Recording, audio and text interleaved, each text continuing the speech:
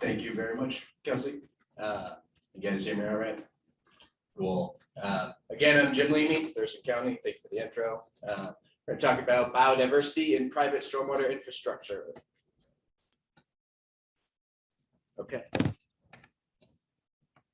So, quick overview.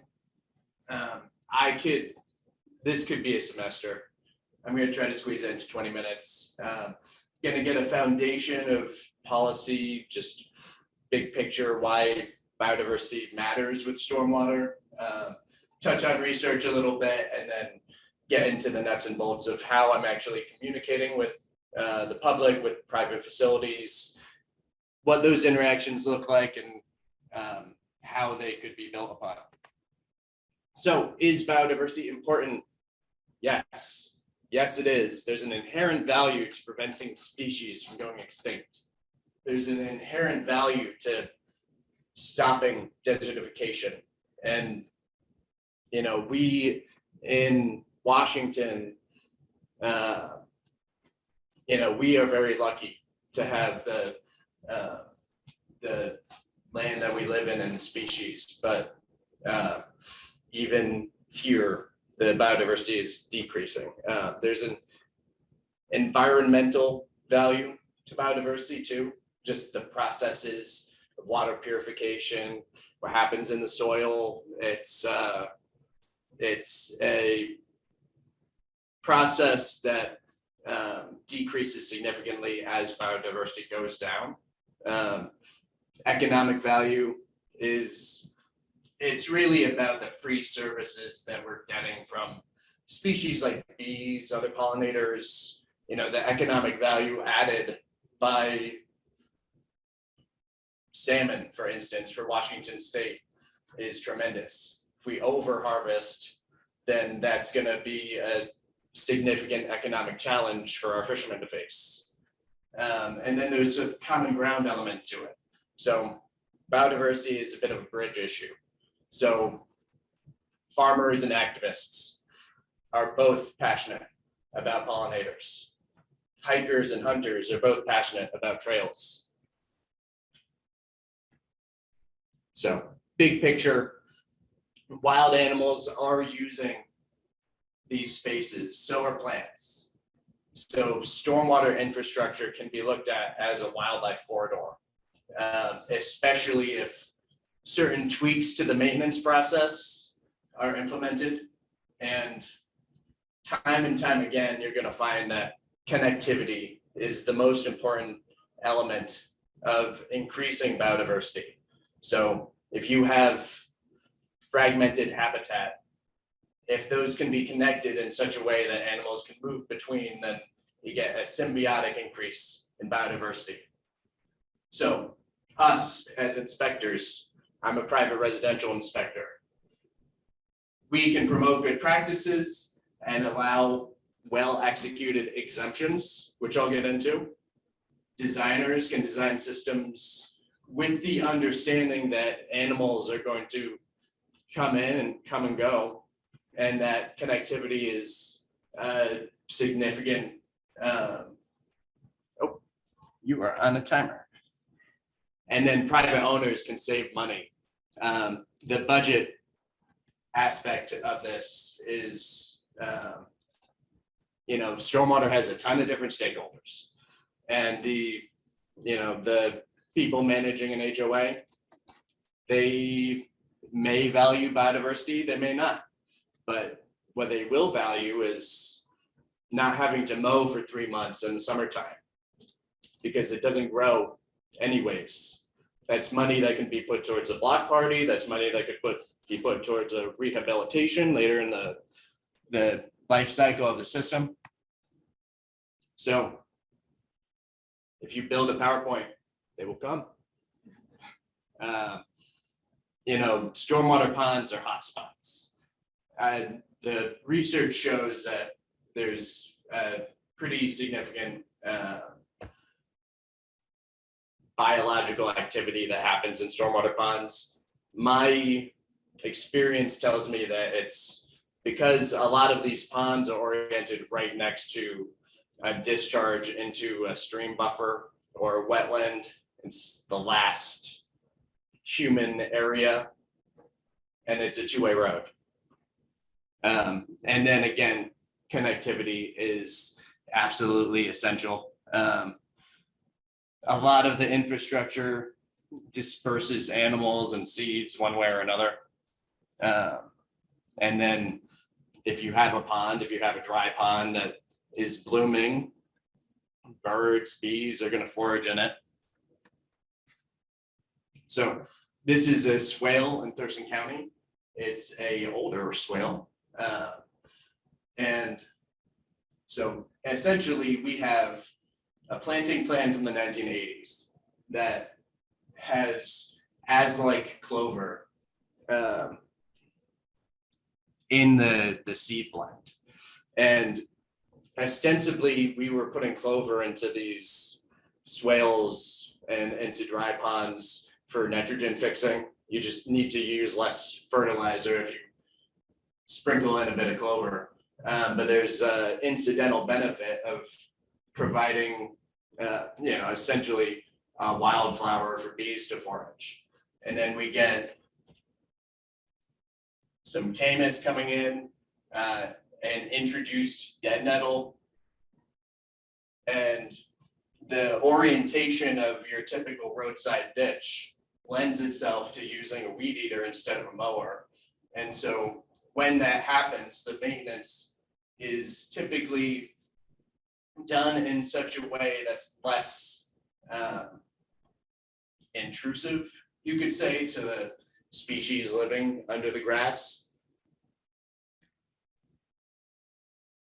And so these swales often are connecting, Mazama pocket gopher habitat and stream buffers and everything else. So why do you come here? Pictures of butterflies and frogs. We got them. So it's not always intentional. It's not always good. This is a rough skin newt that's trapped in a Thurston County catch basin. It's easy to picture a rainstorm washing an animal into it. Maybe it stays there its whole life. Maybe it washes further downstream. But these are distribution networks, whether we like them or not. And so what do we do with that information? So let's look at a plat map. You may or may not be familiar with this type of document that lays out property boundaries. Each of these is an individual residential parcel. Then it also lays out easements for like a drain field for the septic system, like a 10-foot utility boundary. It lays out the stormwater.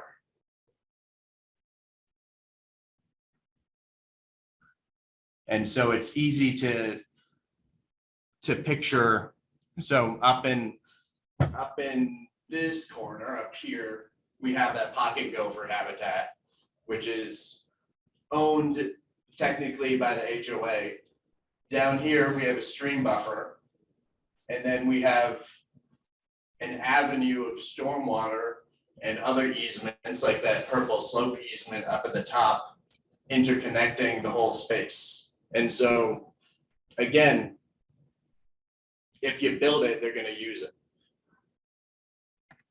And when we look at the aerial, this neighborhood is very dense. It's very fence oriented.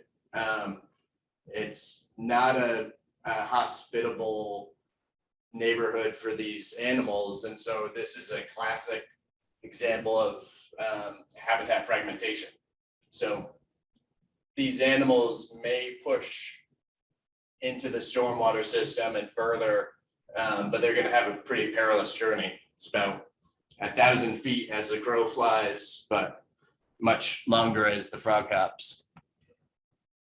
And so these are just circling a little deeper. I touched on the concept of the stormwater pond being the last human element before the stream, and that it's a two-way road, and it's easy to picture how animals might transition from here into the pond and then out through the swale into the main ditch line. This is the same neighborhood, that's the same stormwater feature. And so we have conservation area, pond hotspot. You know, this is going to be colonized again and again and again by everything out of that forest. Likewise, there's all sorts of studies about birds like chickadees, which nest on the forest edge and look at meadows as spots where they should have their forage. And you know, dry ponds fit that bill to some extent. It can be more productive without negatively affecting the performance of the system if certain, you can call them best management practice, are put into place. Now, on the research side, there's dozens of studies. There's about 10 or more that come out every year connecting elements of stormwater infrastructure and biodiversity. I don't have the time to go into each of them, but essentially there is a lot of foundational policy that I believe we should be acting upon.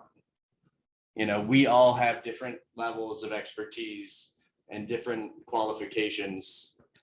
I'm not a researcher, I'm a stormwater inspector. And so how can I work on implementing something that is obvious to me? Good case study to look at is the island marble butterfly. I spoke with Jenny Schrum, biologist who's been working with them for about 10 years. This butterfly was believed to be extinct before it was rediscovered, hosting on an introduced mustard plant in drainage swales. And essentially it has a very aggressive main predator, the paper wasp. And the paper wasp is just very, very busy and aggressive and on it when the butterfly is nesting or pupating in the conservation areas. The researcher was saying that they needed to establish private public partnerships in order to get just host plants a little bit further away from the main conservation areas where they know that it can either be introduced because they bring them back to labs or otherwise. And she said that even though it depends on the mustard, it forages on all sorts of flowers. And so she sees her prospective sites and then sees hundreds of yards of roadside flowers and is not sure how to have the conversation with Lopez Island about, you know, giving the island marble butterfly a seat at the table. But there's a stormwater solution to this conservation problem. Likewise, this study basically just shows that your average wet pond is heterogeneous or habitat heterogeneity.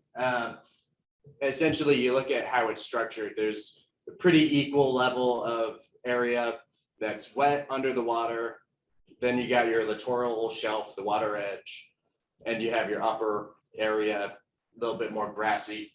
And these German scientists found that the plant biodiversity in stormwater ponds was significant because of that heterogeneity.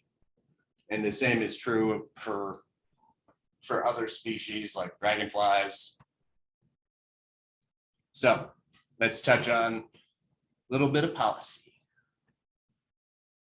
So the Stormwater Maintenance Manual of Western Washington talks through ways of boosting some pollinator benefits. It allows a 10% wildflower seed mix into the grass seed for different BMPs, touches on how the Stormwater Maintenance Manual is connected to the Endangered Species Act, in that there's an understanding.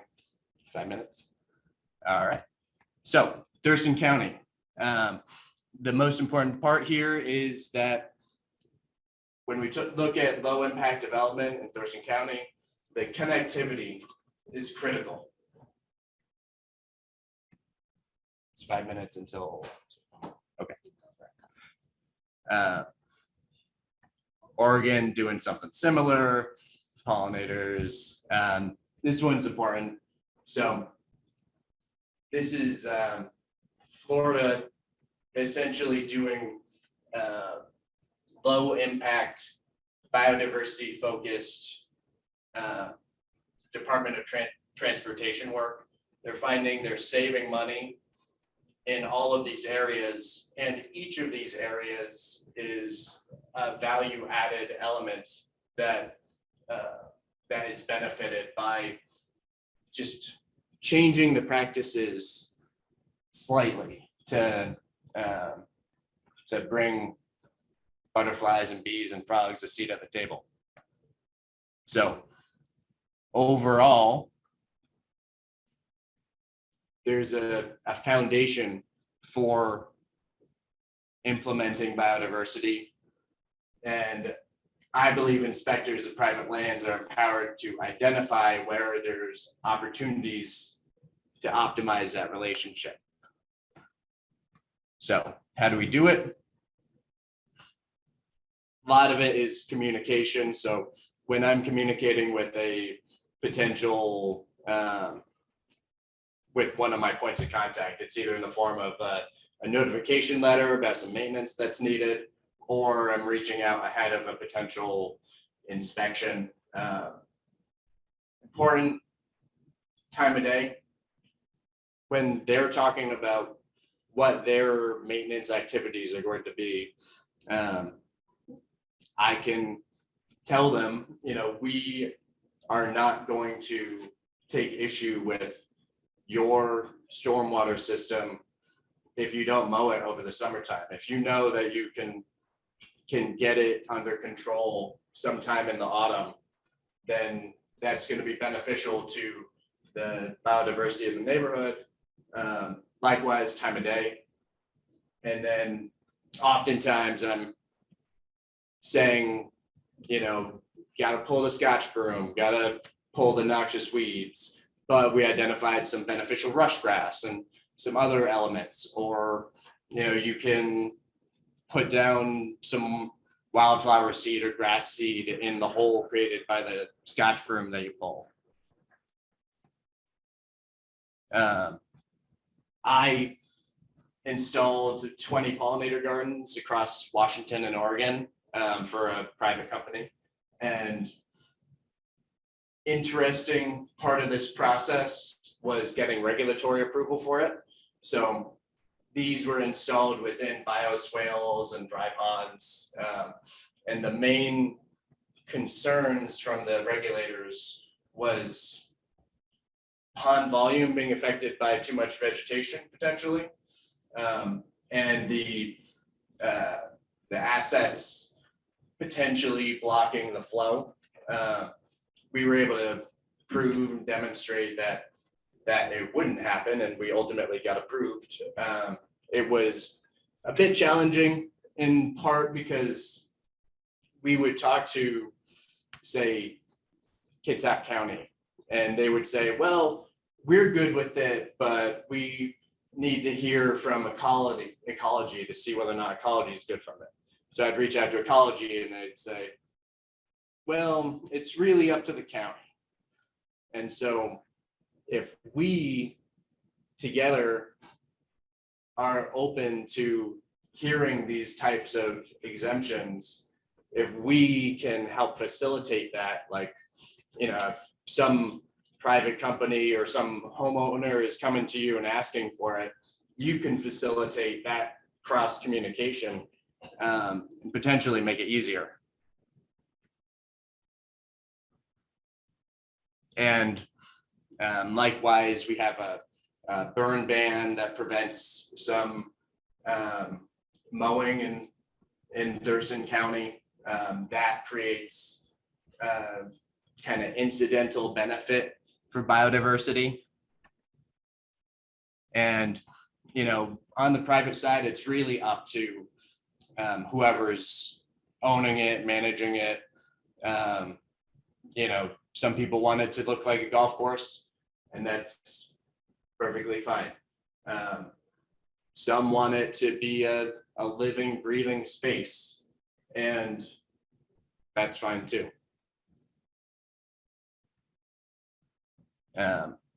Likewise, we don't want to make maintenance harder.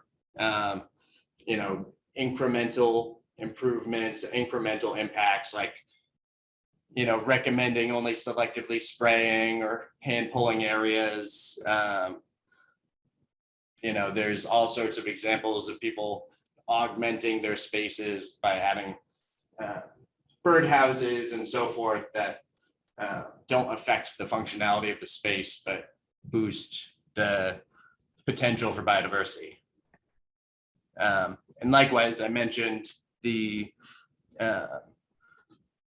feedback from letters. These are just a couple examples of, pointing out Scotch broom, and then also pointing out beneficial plants. And so, big picture, I've spoken with a lot of private points of contact who are just excited about the possibility of using these spaces for more than just being a grassy pit, while still maintaining the functionality. And the cost savings is huge. And for me, asset management informs where there are critical areas, which neighborhoods are nearby to those areas, and how to optimize it. So that's it.